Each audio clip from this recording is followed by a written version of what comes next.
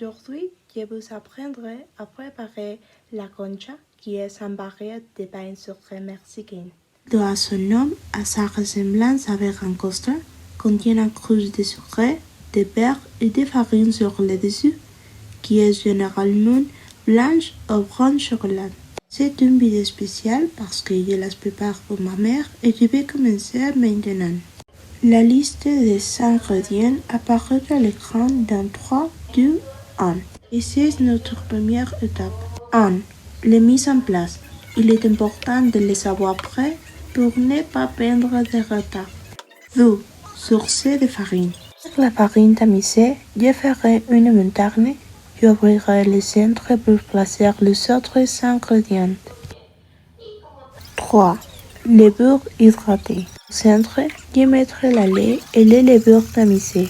Je lui donnerai le sucre et on attendra qu'il pose un peu. 4. Herbes, graisse et sel.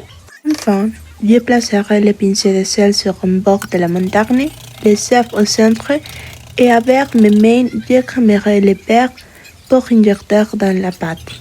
L'essence de vanille et ce goût. 5.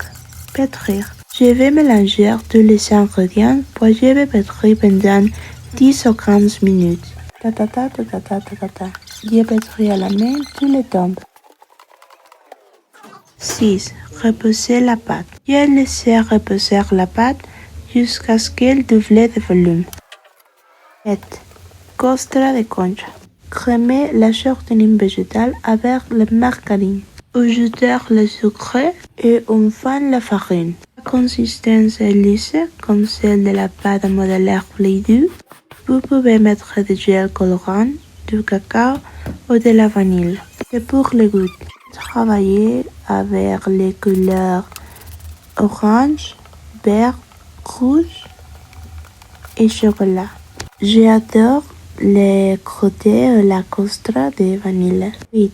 La forme. Quand la pâte aurait doublé de volume, je la poinçonnerai. Et avec l'idée de la balance, je ferai des petites boulets de 40 à 50 grammes.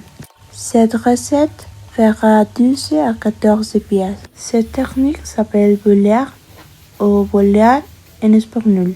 Je vais la faire rapidement.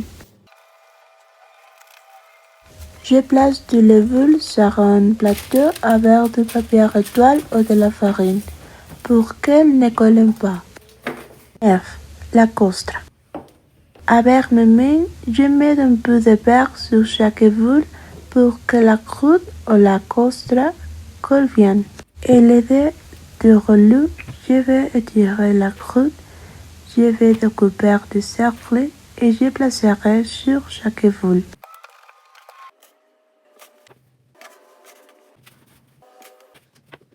J'ai fait ça.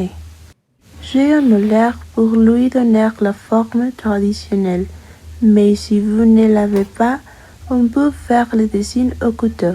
Je couvrirai chaque petite boule. Alors, et je vais écraser pour qu'il colle. C'est comme ça que c'est fait. De cette manière. C'est son père.